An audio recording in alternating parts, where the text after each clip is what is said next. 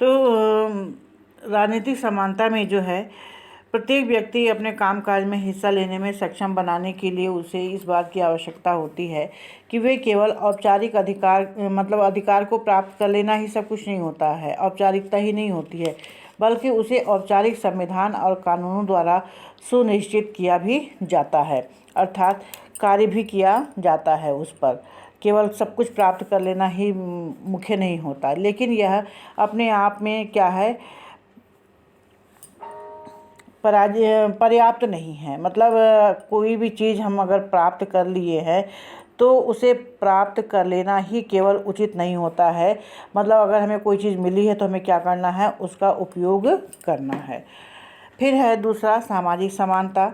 राजनीतिक समानता के अंतर्गत देखा गया है कि राजनीतिक समानता या कानूनी समान अधिकार देना इस लक्ष्य को प्राप्त करने की दिशा में पहला कदम है कि इसमें साथ ही साथ इन अवसरों की समानता भी देनी होती है जो महत्वपूर्ण होती है। हमें केवल अधिकार दे देना ही महत्वपूर्ण नहीं हुआ, बल्कि उस अधिकारों के माध्यम से हमें अवसर भी मिलना चाहिए कि हम आगे बढ़ सकें।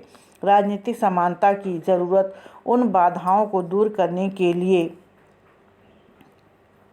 है जिन्हें दूर किए बिना किसी का सरकार में विश्वास करना संभव नहीं होगा। जब हम किसी को वोट देते हैं तो हमारी ये अपेक्षा होती है कि सरकार के द्वारा हमारे लिए कुछ कार्य किया जाए। तो जब तक सरकार जो है वोट पाने के बाद हमारे उस कार्यों को पूरा नहीं करती है, तब तक क्या होता है कि उस पर हमें विश्वास नहीं होता है। सामाजिक समानता के उद्देश्य की आवश्यकता है कि विभिन्न समूह और समुदाय की लोगों के पास साधनों और अवसरों को पाने का बराबर एवं उचित अवसर होना चाहिए। इसके लिए ज़रूरी है कि सामाजिक और आर्थिक असमानताओं के प्रभावों को कम किया जाए।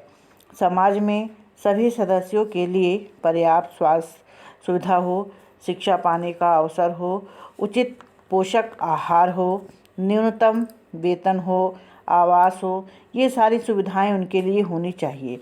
इन सुविधाओं के अभाव में समाज में लोग अपने अन्य लोगों के साथ मिल कर के प्रतिस्पर्धा करते हैं और उनमें आगे बढ़कर हासिल करने का प्रयास भी करते हैं।